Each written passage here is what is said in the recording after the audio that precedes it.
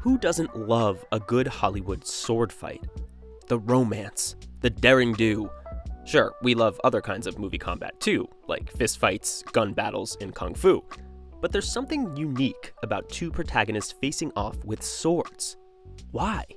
This kind of duel is often the climactic moment of a film, the moment when, usually, good triumphs over evil. And while there are infinite ways to stage a sword fight, the rubric has largely stayed the same for over a century. Real sword fighting goes back thousands of years, and it was nasty business. The two combatants had to stand in close quarters and stab or hack at each other until one of them stopped moving. So no matter what weapon was used, short sword, broadsword, cutlass, and so on, a duel to the death rarely lasted more than a minute. This surprises some people when they see a modern fencing match, for example, where points are typically scored in seconds. But the Hollywood sword fight isn't about accuracy, it's about excitement. Fight choreography started on the stage. Shakespeare gave his actors plenty of chances to duel each other, and many other stage plays, from Cyrano de Bergerac to Peter Pan, literally put sword fights in the spotlight. The most famous early swashbuckler was Douglas Fairbanks. Now, his films may have been silent, but moving pictures allowed him to expand his battlefield from a theatrical stage. Now, he could fight in full-size castles, mansions, and of course, pirate ships. Really, he could fight anywhere a camera could film. Unlike many stars of the Roaring '20s, Fairbanks survived the transition to sound, starring in what is arguably his greatest sword-wielding film, 1937's The Prisoner of Zenda. Fairbanks also created one of the most famous Hollywood cavaliers in 1920 with The Mark of Zorro. The Californian freedom fighter was already well known from popular magazines, but now fans could see him fight and humiliate his enemies. The character of Zorro would slash his way into 40 more films, and we can probably expect more. The next pioneer remains the most famous Hollywood swordsman of all time, Errol Flynn. Interestingly, the Australian-born superstar didn't study fencing in his youth. The real expert was Basil Rathbone, who played villains to Flynn's heroes. Flynn and Rathbone faced off in two of the most famous sword fights in Hollywood history. One, the beach duel in 1935's Captain Blood, and of course, a nearly 4-minute face-off in 1938's The Merry Adventures of Robin Hood. Flynn would be typecast as a romantic action hero, roguish in spirit and acrobatic in conflict. For years, Flynn used all kinds of weapons in his fight sequences, but he's most celebrated for his sword fights, setting the standard for nearly every Hollywood swashbuckler that followed. He also helped establish a narrative pattern that continues to this day. Hollywood sword fights almost always take place between two characters, usually men, although there are exceptions. Any type of sword is welcome, but Hollywood loves a rapier, a light, delicate weapon most reminiscent of real fencing. The fight can take place at any point in the movie, and there's often more than one fight. But a good duel is more than just a challenge to be overcome. It makes a statement about the characters themselves, representing their strengths and weaknesses through their styles of combat.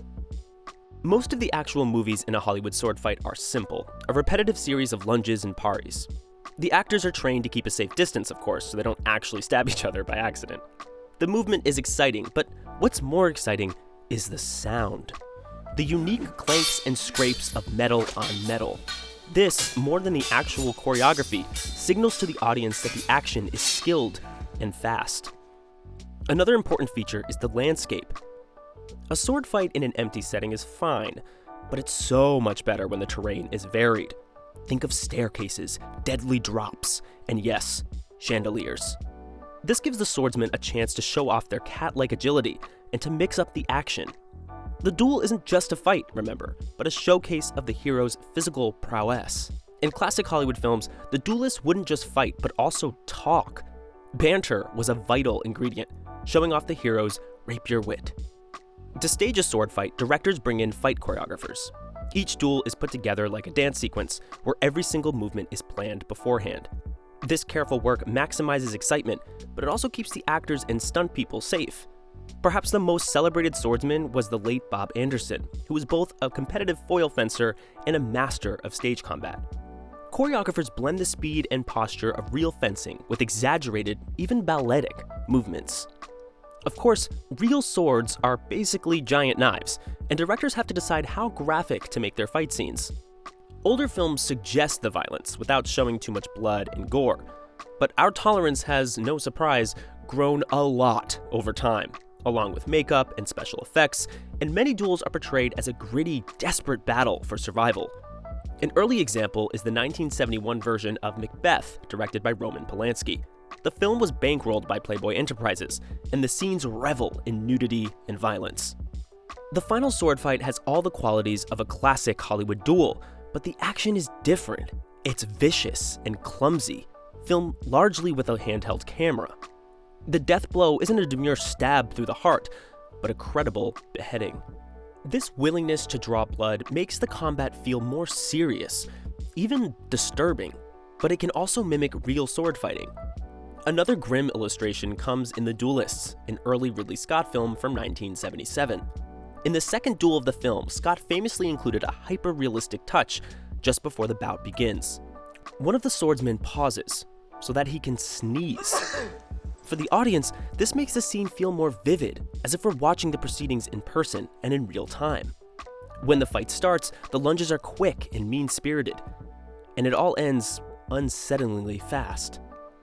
Perhaps the most realistic portrayal takes place at the end of the 1995 film Rob Roy.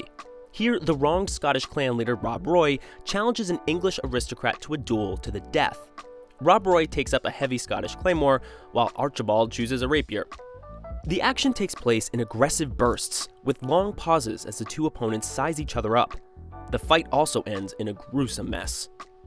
Still, the duel, as an idea, remains romantic and elegant. It doesn't feel violent, per se, in the same way that a gun battle or a fistfight is violent. In a way, this feeling traces back to the way Europeans, in particular, think about swords. Unlike pikes and spears, which are most effective in groups, a sword is an individual weapon. Unlike a mace or a battle axe, a sword can be ornamental, even beautiful. Swords have long outlived their usefulness on the battlefield, but they retain a ceremonial purpose all over the world. Guns are loud and mechanical, but a sword? A sword is graceful and uncomplicated. Medieval knights were often buried with their swords because the weapon represented who they were.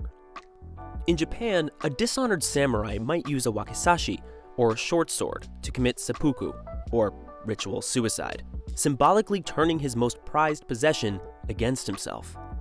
Indeed, Sigmund Freud might have something to say about a stiff shaft of metal, and what it says about a man's virility. Although swords are no longer used for their intended purpose, that doesn't mean they exist only in historical films. Swordplay is common in high fantasy, and heroes routinely face their enemies in one-on-one combat. The weapons and scenery can be highly stylized, and directors may reference diverse martial arts traditions, or invent a style all their own.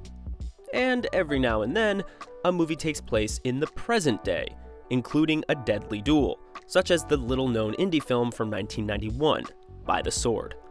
Most Hollywood movies have a Hollywood ending. The hero defeats his enemy, mano a mano, helps the helpless, and gets the girl. But this isn't always the case. A climactic duel is also the perfect chance for a hero to die in some poetic way, through sacrifice or even hubris. Duels gone wrong go back to at least Romeo and Juliet, which shows us 2 accidental murders, and Hamlet, where a supposedly friendly duel kills off nearly every character in the room. So now you may be wondering, what's the greatest sword fight ever filmed? That's a matter of taste, of course, and we all have our favorites. But one of the most beloved is the famous duel between Inigo Montoya and the Man in Black from The Princess Bride. This scene stands out for so many reasons. First, the scene is about 3 minutes long, which is a good amount of time in a film with a total running time of only 98 minutes. Second, the scene has all the main ingredients of a classic Hollywood sword fight. The combat is long and complex, with classic moves, gymnastics, and non-stop banter. The movie's star, Cary Elwes, wrote about the scene in his memoir, As You Wish, Inconceivable Tales from the Princess Bride. Elwes was cast in the film in part because of his resemblance to Errol Flynn. For months, Elwes trained in stage combat with his co-star, Mandy Patinkin, for 8 to 10 hours a day. When they first showed off their choreography to director Rob Reiner, he asked them to draw out the action even more. The actors impressively performed nearly all of the stunts themselves. In real life, sword duels have long been illegal, and justice is no longer sought through physical prowess. And anyway, most of us couldn't stomach watching 2 people jab at each other with razor-sharp steel. Or maybe some of us could. But in Hollywood, The sword fight casts a spell over us. The dance-like skill, the clever use of words and space, the delicate balance between life and death.